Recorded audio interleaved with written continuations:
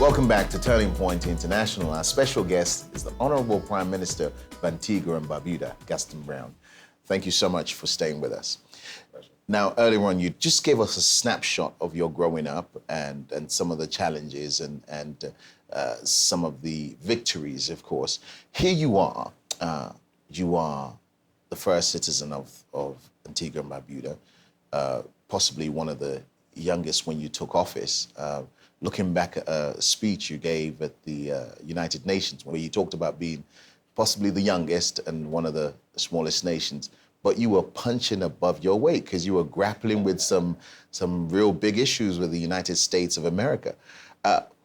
How does your faith inform you taking on big issues like that? Because you're in a world stage walking with the Obamas of this world, the then David Camerons, now Fiona Mays of this world, and you're this young man who yourself say you come from the ghetto. Yeah, first of all, I do not consider myself to be the first citizen. I consider myself to be first servant. Insofar as my faith is concerned, I would say that my faith has taught me not to role play to anyone and to treat all human beings as being equal, notwithstanding their economic or social standing, so that whenever I take the platform at the United Nations or in any other international fora, I treat everyone with respect, and I do not consider myself to be inferior to anyone, notwithstanding the fact that Antigua and Barbuda is a small state with very limited resources. In the international arena, we have a voice, and certainly as the premier person who is advocating on behalf of Antigua and Barbuda, I have to make sure that I represent the country well and not to look at any impediment of size or any other impediments to that matter, but ensure that we deal with the issues, be they local, regional, or international issues, based on the merit. So for me, again, as I said, they are our equals. We are all human beings. We are fundamentally the same. I do not believe in this idea of superiority based on wealth, based on color. We are all God's children. And as I said, I treat everyone with respect, and I make sure that whenever I'm representing the country, that they get the best possible representation.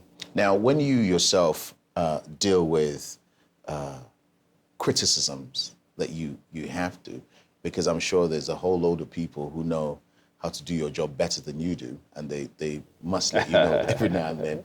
How do you deal with some of the hurtful things you might hear? Because I know people have opinions and they'll lob them at you. You didn't come from a line of those who were groomed and coached for this. Exactly. So to a certain degree, sometimes you might be caught unawares. How do you deal with those things in your private moments? Well, first of all, I do not internalize criticism. I welcome constructive criticism. And where the criticisms are in the best interest of the country, I'll adjust. Or in the case of my cabinet, I'll recommend to them that we need to adjust accordingly in the public's interests. So I'm not concerned about criticism or criticisms. And wherever they're constructive, we take them on board. Where they are destructive, we treat them accordingly. So that that you'll sounds find, ominous. for example, that from time to time, they will get a very severe pushback coming from me. It's not that I have any personal issue with the individual who may have taken a particular position, but where I see that individuals are being destructive, especially for partisan gain, I think I have an obligation to stand up and to state the truth and to stand by my position accordingly. And sometimes, I can be, I'd say, very strident in the way in which I respond to some of these destructive criticisms.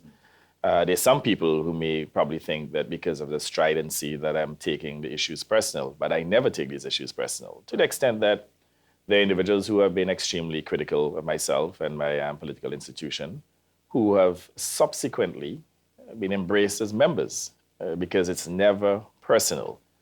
That's one of the major principles, that I do not personalize criticisms, and I deal with issues based on their merit. Prime Minister, our time is almost up, and thank you again for allowing us in. But there's one thing I want to explore with you. I gather every year you will take your whole cabinet to a church, a particular church, the House of Restoration, and you would engage in Thanksgiving, a Thanksgiving service, and all that. And I thought, that's incredible. Well, we are a party of faith. We are a nation of faith. And we believe in faith with works. I mean, as you would know, there's no faith, or faith without works is dead. Yes. So we make sure that there is complementary work so that the vision that we have for this country, that we could achieve it. And, we have made significant progress during the approximately 3 years in office. And with the conviction that we had, the faith in God, faith in ourselves, in our own abilities to preside over the advancement of this country, obviously with the guidance of God, we were convinced that we could make a difference. Prime Minister, our time is up, but I dearly want to ask you one thing.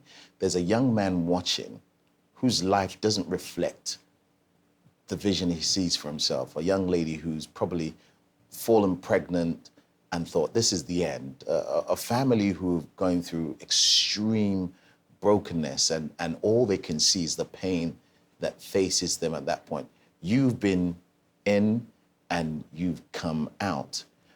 What 3 things would you say to them right now to help them refocus and help them break through to where they long to be? Well, first of all, faith, for sure. Where there's faith, there's hope. And that faith must be complemented with works. As I said before, faith without works is dead.